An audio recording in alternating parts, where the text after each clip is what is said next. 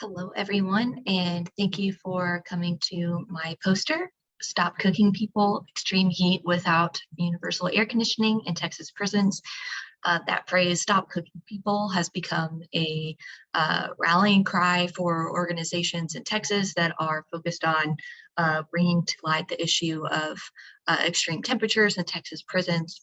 To quote Texas State Representative Terry Canales, who said, "The reality is in Texas, we are cooking people in prisons." So as an introduction, Texas is one of 13 states in the US that does not have system-wide temperature regulation or air conditioning in its prisons. So without temperature regulation across units and across the whole system, prison agencies have developed policies to mitigate the impact of extreme temperatures for individual incarcerated persons.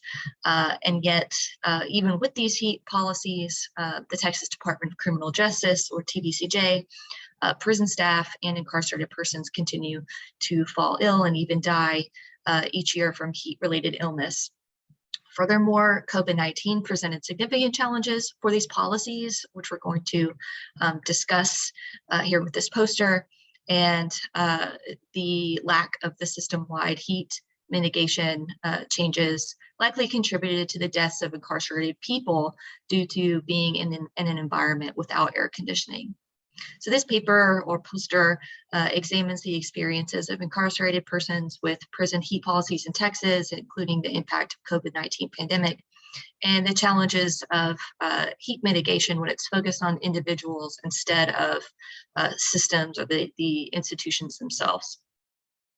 So to give a little background information on this issue, in Texas, local and county jails must be kept between 65 and 85 degrees Fahrenheit, but state facilities are exempt. So there are no policies or laws that require institutions to maintain certain temperatures for the health and safety of people working in them or health and safety of incarcerated people.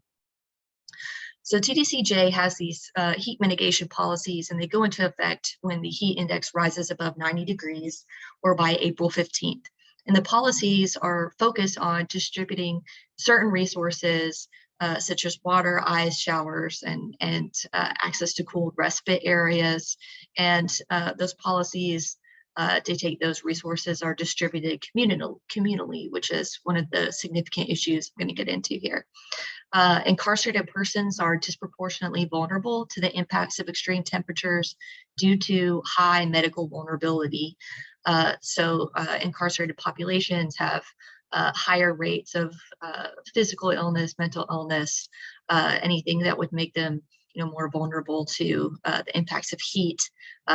They have higher rates of those conditions in prisons. Many medications, ones that are specifically taken for mental health problems especially, they inhibit the body's ability to regulate internal temperatures, so that's very dangerous. There's a high rate of those types of medication use in prisons. And yet, regardless of those health vulnerabilities, heat-related illness is hazardous to healthy individuals. And so prison institutions, they're going to get very hot. And even if you don't have those specific medical vulnerabilities, you're still vulnerable to the dangers of extreme temperatures. TDCJ prisons were significantly impacted by COVID-19. Texas prisons were frequently hotspots and were frequently leading the nation in terms of illnesses and deaths of incarcerated people due to COVID-19. So this study is the product of a partnership between myself and the Texas Prisons Community Advocates, formerly known as the Texas Prison Air Conditioning Advocates. Beginning in late 2018, this organization began distributing surveys to persons incarcerated within TDCJ units, and those surveys were about the incarcerated individuals' experiences with these heat mitigation policies in these excessive heat conditions. In 2020, we formed a partnership, and I have been able to complete analysis of 345 of those surveys, and this poster is a reflection of the results from those surveys. The following results reflect just a small portion of those surveys, but I wanted to focus on really some of the primary resources according to TDCJ to mitigate the impact of heat for individuals, and that includes water distribution, access to cool respite areas, and access to cool down showers.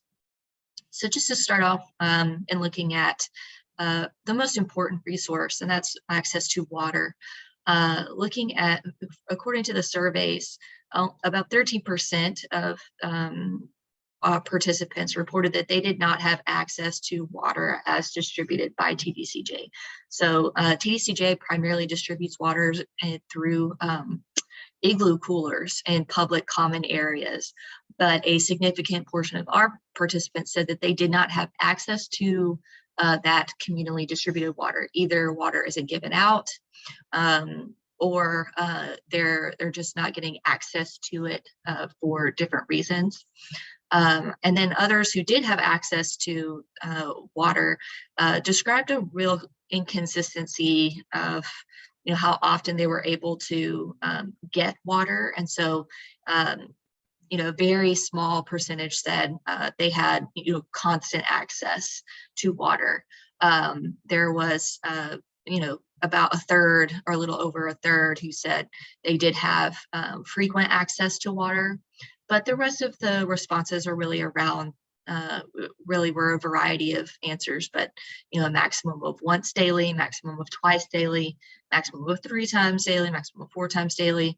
And then 20% said their access was inconsistent, meaning they didn't know when they were going to have water.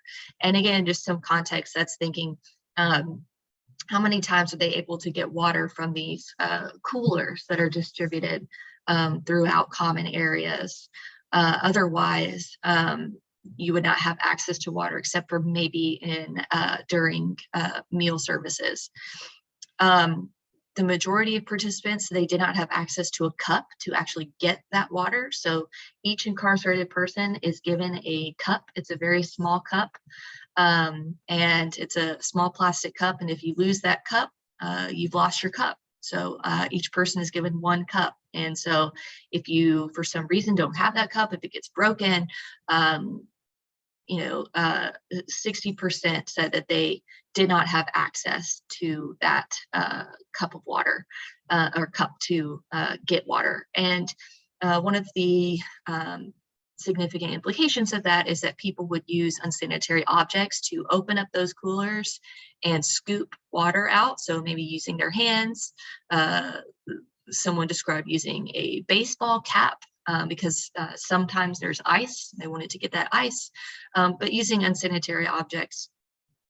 And in talking about water, another significant issue was water quality. About a third of participants described unsanitary drinking water, believing that the water they had access to was not being treated correctly. So having fecal matter in the water, the presence of bacteria or even parasites in the water. We had examples of E. coli, H. pylori. There have been documented cases of H. pylori in the units. High levels of arsenic, which has also been documented in the units. Lead. There were just recently this year, the case of the brain-eating amoeba was found in some units in the Houston area earlier this year. And then talking about access to cooled respite areas. So according to TDCJ policy, incarcerated people are to have access to respite areas 24 hours a day, 7 days a week, even if they are not feeling ill, meaning like even if they're not experiencing heat-related illness, they should be able to access those cooled areas and be able to stay in as long as possible. However, more than 40% of our participants said they had experienced being denied access to those respite areas. And reasons that they were given were lack of staffing, meaning if there's not enough staff to secure those areas or maintain them, they would be shut down and you would not be given access to them. Work assignments, making respite areas inaccessible. So wherever your work assignment is may be too far away, especially think if you're working outdoors or out in the community, or if you're working in the field, or if you're working in certain tasks or locations in the units that just might make getting to respite inaccessible. Issues of overcrowding. Imagine that policy. It's just at face value, it's impossible. It's absolutely impossible. It makes no sense. It doesn't work. If every incarcerated person requested access to a respite area, they would not be able to give it to them, because they're usually small areas throughout the units that may be or small single locations in the units that are air conditioned, such as maybe the education building or the infirmary. So the unit itself, it's impossible to have as many people who may need it or request it to be able to get to that spot. So it doesn't, just at face value, it's an impossible policy. Crowding conditions especially make that impossible. And then issues of retaliation. So if there were issues between incarcerated people and staff, they reported being denied access to respite just out of retaliation from staff. And talking about cool down showers, according to TDCJ policy, every incarcerated person is supposed to be able to shower at least once a day. We know that frequently does not happen, but when these heat policies are in effect, they're supposed to have additional showers. So when we look at the surveys, 40% of participants reported not having access to those cool down showers. And then nearly a quarter of participants reported their unit showers were broken. And that may not mean all of the showers were broken, but that they had experienced enough of the showers being broken to where it meant they could not personally access a cool down shower. Other issues make that incredibly difficult, such as lockdown, which I'll get into here in a second. And then just to talk about the impact of COVID-19. COVID-19 meant that resources could not be safely distributed communally, yet in many instances, TDCJ did continue these policies to mitigate the impacts of heat. So you can imagine, having communal distribution of water, having communal distribution of showers where you have, dozens of people showering in the same area close together at the same time, how that could facilitate the spread of disease. And yet they had to, in many cases, continue to do that, because otherwise you would have, a massive heat-related illness. So these policies are, when they're focused on the communal distribution of resources, it's very, very dangerous in the context of infectious disease. And the lack of air conditioning and the lack of temperature regulation likely contributed significantly to COVID-19 deaths. And I didn't mean to skip over here, but also units were put on lockdown frequently as a means to limit the spread of COVID-19, which meant incarcerated people were restricted to their cells. At one point, at many points during the pandemic, most units were on lockdown or had restricted movement. So that meant that they were in their cells, they could not access these communally distributed resources. It became impossible. So they chose, mitigating the spread of COVID-19 versus mitigating the heat-related illness. So that meant incarcerated people had to have water brought to each person's individual cell. Imagine how much time that would take. Imagine how ineffective that is. And that was a frequent concern. Showers became inaccessible. Going to the respite areas, many respite areas were just closed because the units are on lockdown. You cannot get to those communal areas. And then, like I said, the lack of air conditioning and temperature regulation likely contributed to COVID-19 deaths. We had surveys of people describing being in, for example, a gymnasium with other persons who were infected with COVID-19, and just wondering, how am I supposed to recover from this when I'm in, such extreme heat? So that is something that has yet to be fully explored or examined, and we may never know the impact of that. But it's an example of how the refusal to mitigate heat likely contributed to the high number of deaths and illnesses of COVID-19 in Texas prisons. And then to recognize that COVID-19 impacts have increased the vulnerability of the incarcerated population and the need to have temperature regulation because the way that COVID-19 degrades individuals' health. So, and in specific ways that make them more vulnerable to heat-related illnesses. In conclusion, TDCJ and other prisons, they focus on mitigating the impacts of heat individually through distributing these resources communally, like nearly all resources in prisons are given, communally. That is the low cost way to do that, and that's how we have structured prisons, is to have the lowest cost possible. So that's how resources, how anything is distributed in prison. So this is how hazardous that is, and why it raises questions about how we incarcerate people, and highlights the dangers of how we incarcerate people, how hazardous it is.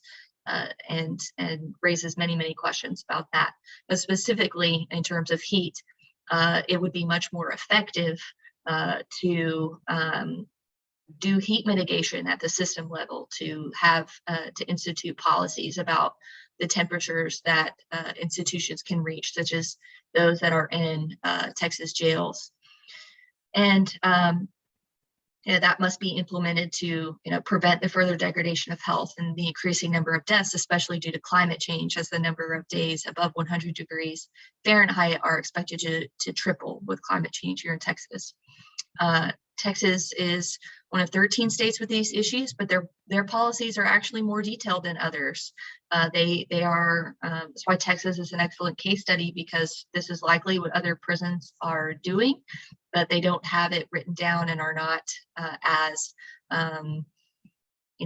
those policies are not as accessible to the public as they are here in Texas. But just going through these policies, it's at face value. It's easy to see how challenging and inefficient and ineffective they are, and why heat-related illnesses and deaths among primarily incarcerated people, but also among staff, continue to be an issue. So it's another excellent example of looking at how we incarcerate people, how that leads to hazards. It's the ongoing disaster that is the heat-related deaths, that is COVID-19 deaths in prisons, is not in any way natural. It's specific to how we incarcerate people and how we distribute resources to incarcerated people, which is dependent on the structure of prisons, the way we structure prison life.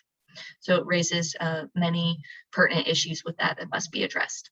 So thank you for coming to the poster. If you have any questions, please let me know and I'll be happy to answer them. Thanks.